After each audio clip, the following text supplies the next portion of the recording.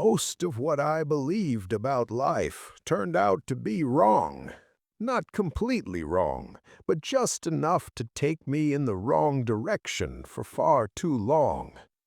My name is Robert, and I'm 84 years old, and it took me over 60 years to understand something I wish I had seen much earlier. When you're young, you don't question much. You follow what you're told, what everyone else seems to be doing. You think if you work hard, stay disciplined, and avoid mistakes, life will eventually reward you with some kind of peace. That's what I believed. That if I kept going, kept pushing, everything would fall into place one day. I grew up in a house where emotions weren't spoken about. My father worked, my mother kept things running, and conversations were mostly about responsibilities. Nobody asked how you felt. Nobody really said what they were afraid of. So I learned early on that feelings were something you kept to yourself, something unnecessary, maybe even weak.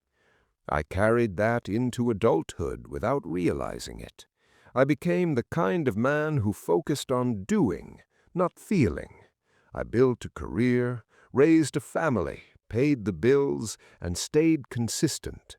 From the outside, it looked like a good life, and for a long time I believed it was. But there was always something missing, something I couldn't quite name. It wasn't obvious. It didn't stop me from moving forward.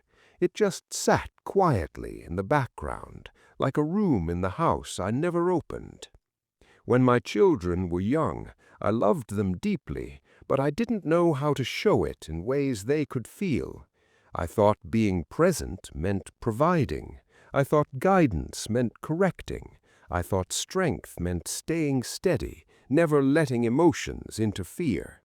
So I taught them discipline, responsibility, how to be prepared for the world. But I didn't teach them how to talk to me. I didn't create space for their fears, their confusion, their small moments that probably mattered more than I understood at the time. I remember one evening my son came to me, trying to explain something that had upset him. I listened for a moment, then I interrupted him. I told him what he should do, how he should think about it, how to fix it. He nodded, but I could see something close in his face. At the time, I thought I had helped him. Years later, I realized I had shut him down. Moments like that don't feel important when they happen. They seem small, almost forgettable, but they build over time. They create a pattern, and people learn from that pattern. As my children grew older, they became more independent, which I took as a sign that I had done my job well. They didn't come to me as often, and I told myself that was normal. That's what happens. Children grow up, they get busy, they build their own lives, and I respected that distance, maybe too much. I never wanted to interfere, never wanted to seem like I needed anything from them. I thought love meant giving them space, letting them come to me if they wanted to. But I didn't realize that space without connection turns into silence. There's a difference between giving someone freedom and becoming someone they don't know how to reach. I didn't see that difference back then. My life kept moving. Work, routines, responsibilities. Years passed faster than I expected. People say time flies, but you don't really understand that until you start looking back and realize how much of it you spent on things that didn't matter as much as you thought. I achieved what I set out to achieve. I provided stability. I avoided major mistakes. I stayed consistent. But I also avoided something else without realizing it. I avoided vulnerability.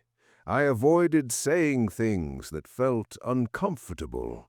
I avoided sitting with someone's emotions when there was nothing to fix. And slowly, without any big moment to mark it, I became someone who was respected, but not really known. That's a quiet kind of distance. It doesn't feel dramatic. There are no arguments, no clear break, just fewer conversations, shorter calls, less sharing. You tell yourself it's normal.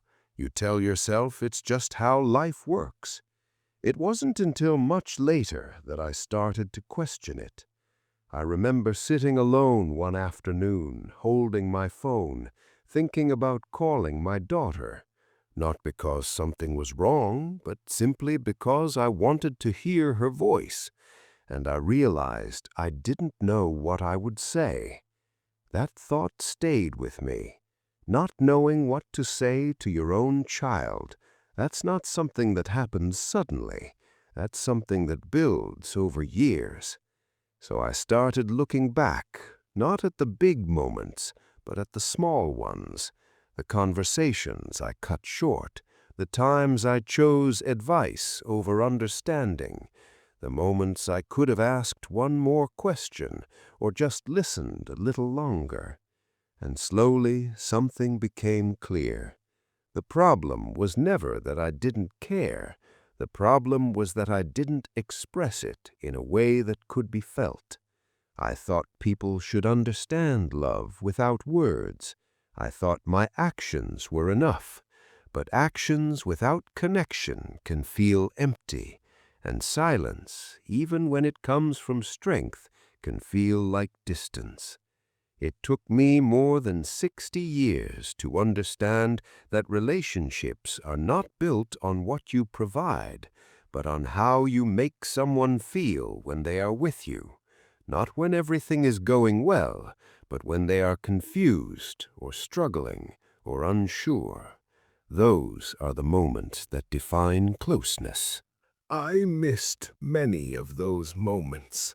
And the hardest part is that you don't notice what you're losing while it's happening. You only see it when things have already changed.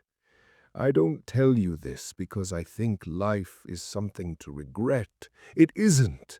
Every life has its path, its lessons. But some lessons come late, and when they do, they carry a different weight. If I could go back, I wouldn't change everything. I would still work hard. I would still take responsibility seriously. But I would sit longer in conversations. I would ask more questions. I would let people finish what they're trying to say, even if I thought I already understood. I would make it easier for the people I love to be themselves around me. That's the part I didn't understand for most of my life. I thought love was about being strong, being reliable, being consistent, and it is in many ways. But it's also about being open, being present, and sometimes just being quiet in the right way. Now, at this age, I don't try to fix everything anymore. I don't rush to give answers. I've learned to listen in a way I didn't before. And in those moments, I feel something I didn't feel much in the past: connection. It's simple, but it's not easy. It requires you to put aside what you think is right and instead focus on what the other person is trying to express. It requires patience, it requires humility, and most of all, it requires time. If you're listening to me now and you still have that time, don't assume things will sort themselves out on their own. Don't assume people know how you feel. Don't assume there will always be another chance to say what matters, because time doesn't always give you that. What took me more than 60 years to understand is this: the quality of your life is not measured by what you achieve, but by how deeply you connect with the people in it. Everything else fades. Work ends. Responsibilities change. But the way you made people feel stays with them. And one day it becomes the only thing that truly matters.